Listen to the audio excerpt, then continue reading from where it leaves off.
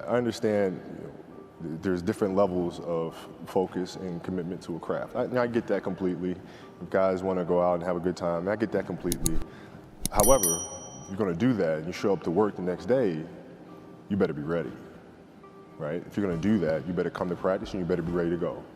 And if you're not, I'm going to let you know. And I think the message was sent pretty clearly. Rest at the end, not in the middle. And that's something I always live by. If I got to fight to get you in the gym, that's a problem. That's a problem. You want players that are gym rats, players that want to be in the gym, that want to work. And then from there, you build on top of that. But if you're lazy, man, I don't want to talk to you. I don't want to deal with you. You don't make me feel dumber. Well, I don't think so. You can go over there. We used to have an All-American camp that I used to go to. And at the time, when I first showed up, I was a sophomore. And one of the things I would do is while everybody would be at the cafeteria, work, eating and doing all sort of stuff, I'd just go back to the gym. And they'd see me leave, right? But now you're in a tough position because you're like, okay, I want to be like, I'm following the kid to go work out, but I know he's working, he's up early, and he's doing all this other stuff. And so that was my way of showing them, yeah, I may be from the suburbs, but you're not going to outwork me. I'm always say it's all package, First of all, it's the talent helps a lot, of course. But of course, the ethic of work. You have to put in your mind ethic of work when you are professional. So since day one, when I start with a professional, let's say with 16, 17, 18, I'm always have an ethic to be the best, to train hard, to listen to all the players, the experienced players. And of course, my dreaming coming true. I was professional. I played in the best clubs in the world. I won the most important trophies. So I'm glad to be in this position, but of course this is not coming from the sky. I dedicate myself and I'm working hard, and this is why the goals and all the achievements that I get coming from dedication and hard work. You have to keep moving on, because I know a lot of guys who've been number one in the past years and it just fell off a cliff.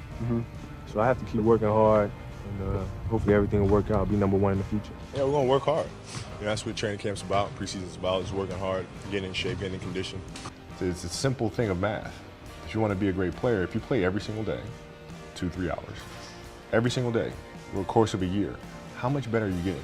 Most kids will play maybe, an hour and a half, 2 days a week. It's not going to get it done.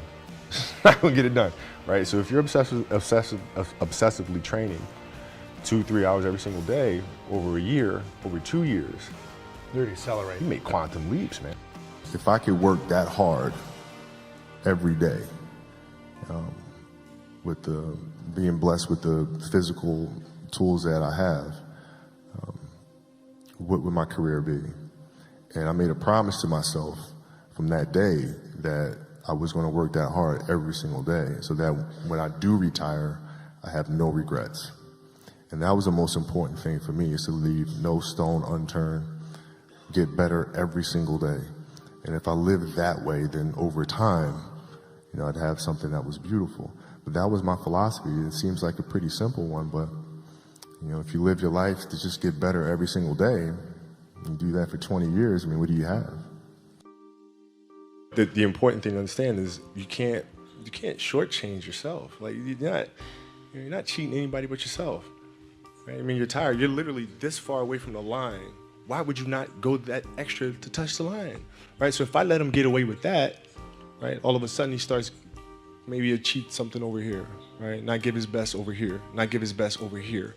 And as years go on, he's going to be he's not going to reach his full potential, because he's been taking these little shortcuts that just add up. And you can't let that happen. Our job as teachers, as mentors, as inspirers, it's our responsibility to hold them accountable to those things.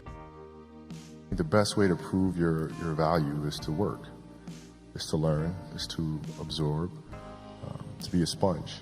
Right? But you always want to outwork your potential. As hard as you believe you can work harder than that. And that's what I tried to do when I first came in the league. But basketball is such a direct competition sport that me coming in at 17, I hated when my teammates would say, I get hit with an elbow, right? Shaq would hit me with an elbow in practice, and Nick Van Exel would come up and say, "Are you okay?" I'm like, motherfucker, what? Are you okay? What the hell's wrong with you?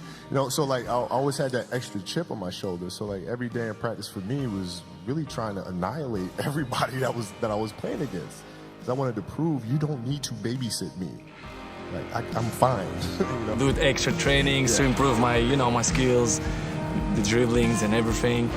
But I think you're working well because what I am today is started from that moment that I did weights in my feet and jumping and do dribblings, and I take it off and I feel more faster. There's not a person on my team in 16 years that has consistently beat me to the ball every play. That ain't got nothing to do with talent. That's just got everything to do with effort. Nothing else. 15 straight years. 12 Pro Bowls later, if you want numbers. I done saw all of it. And the only thing that's kept me around is my effort. Because I wasn't the number one recruit. I wasn't the number one linebacker. I wasn't even in the media guy. All I ever knew was effort will get me seen on tape. Effort will get me noticed to get to the league. Effort would one day take care of my mom and my kids. Effort. Which is between you and you. Nobody else can give you effort. And I'm still grinding because the next kid is talking about he getting too old. Keep watching me if I am. Nobody ain't got to convince me of what I do. I do what I do because I do what I do, because I'm built from something. And man didn't create it.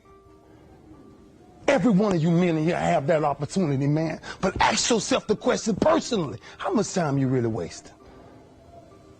For real. I'm not asking nobody in here for nothing today. I'm not. I'm just sharing my story to tell y'all, every time you think somebody got it good, man, it ain't always good. Some people just make up their mind and they just grind and say the heck with it, man. Because sometimes that's all you can do.